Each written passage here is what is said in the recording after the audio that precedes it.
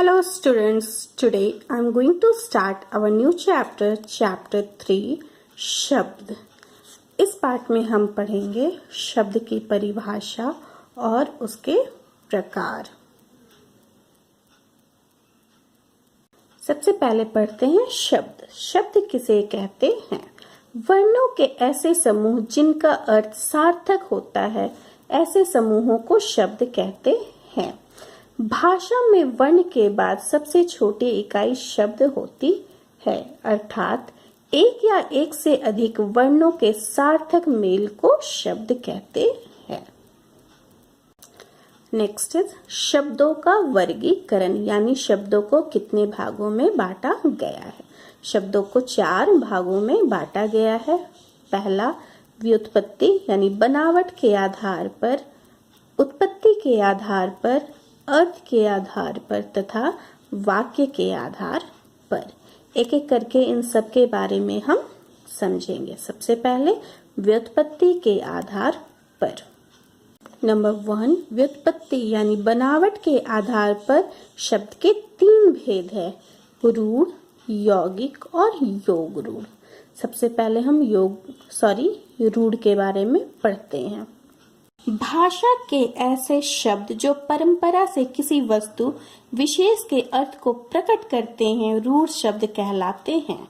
ऐसे शब्दों के खंडों का अलग कोई अर्थ नहीं होता, जैसे महल। महल का एग्जाम्पल, ये महल है यानी एक साथ लिखा हुआ है तो इसका मीनिंग है, लेकिन अगर हम इसे अलग अलग कर दे, जैसे म, ह, ल, इन तीनों को हम अलग अलग कर देंगे तो इसका कोई भी मीनिंग नहीं निकलेगा, अर्थात यह रूढ़ शब्द हैं। ऐसे शब्द जो साथ में मिलकर शब्द बनाते हैं, मीनिंग निकलते हैं, लेकिन जब उसे अलग खंड कर दिया जाता, अलग अलग कर दिया जाता है तो उसके कोई भी अर्थ नहीं निकलते हैं, जैसे पुस्तक, कलम, घर, रथ, घोड़ा आदि। नेक्स्ट यौगिक। एक से अधिक रूढ़ शब्दों के योग से बनने वाले शब्दों को यौगिक कहलाते हैं। रूढ़ शब्दों का योग होने के कारण इसके खंड सार्थक होते हैं, यानी एक से अधिक, 2 या 2 से अधिक रूढ़ शब्दों के मिलने से यौगिक बनते हैं।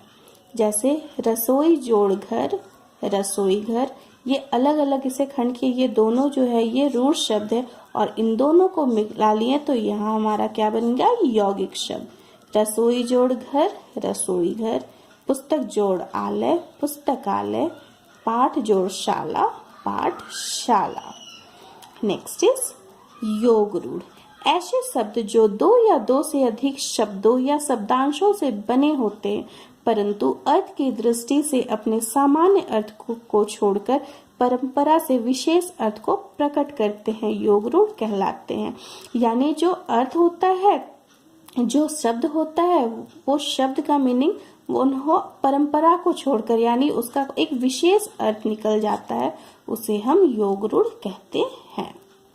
जैसे जल जोड़ द, जलद, जल देने वाला अर्थात बादल। यानी यहाँ पे हम लोग लिखते कुछ और आए हैं और ये हमारा अलग ही अर्थ निकल जा रहा है, बादल। 10 जोड़ आनन, दशानन, 10 आनन वाला अर्थात रावण। 4 पायों वाला खाट, लंबोदर, लंबे उदर वाला गणेश, पंकज, पंख कीचड़ में जन्म लेने वाला अर्थात कमल।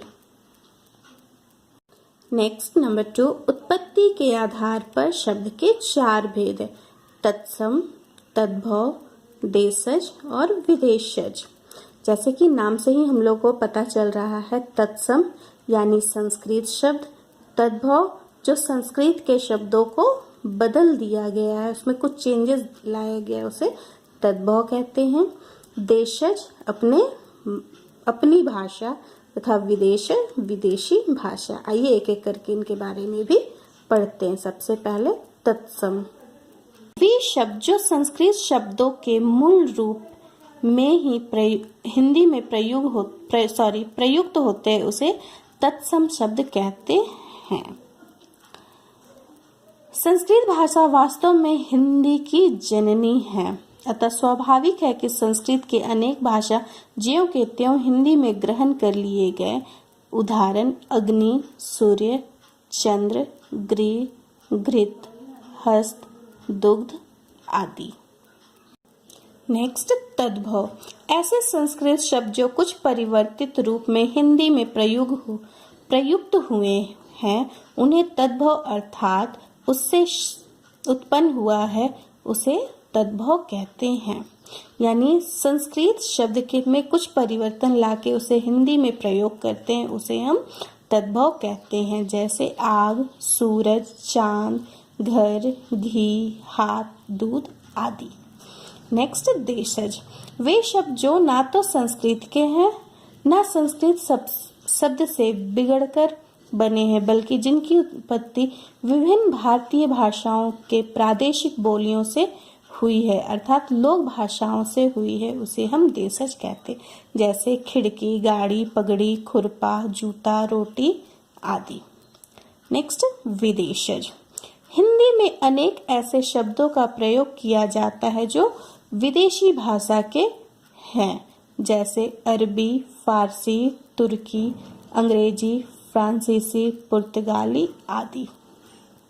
अरबी, फारसी, तुर्की, अंग्रेजी, पुर्तगाली, यहाँ पे इनके शब्द दिए गए हैं, एक बार आप लोग ध्यान से इसे पढ़ोगे। यहाँ पे कुछ तत्सम तद्भव शब्द दिए गए हैं जिन्हें आप अच्छे से ध्यान से पढ़ोगे और उन्हें समझ के याद करोगे, इसे अच्छे से याद करोगे। नेक्स्ट, थर्ड नंबर, अर्थ के आधार पर शब्द के दो भेद है, सार्थक तथा निरर्थक। सार्थक, जो शब्द किसी निश्चित अर्थ की ओर संकेत करते हैं वे सार्थक शब्द कहलाते, अर्थात ऐसे शब्द जिसके मीनिंग निकलते हो उसे हम सार्थक शब्द कहते हैं। नेक्स्ट, निरर्थक, जो शब्द निश्चित अर्थ की ओर संकेत नहीं करते वे निरर्थक शब्द कहलाते हैं। यानी निरर्थक शब्द यानी ऐसे शब्द जिनका कोई भी मीनिंग नहीं निकलता हो, उसे हम निरर्थक शब्द कहते हैं। नेक्स्ट, 4 नंबर, प्रयोग के आधार पर शब्द के दो भेद हैं, विकारी और अविकारी। विकारी शब्द, वाक्य में प्रयोग करते समय जिन शब्दों के रूप में परिवर्तन होता है वे विकारी शब्द कहलाते हैं। संज्ञा, सर्वनाम, विशेषण और क्रिया, ये 4 शब्द विकारी माने जाते हैं। जैसे वाक्य में प्रयोग किए जाने पर संज्ञा का रूपांतरण वचन व लिंग के आधार पर होता है।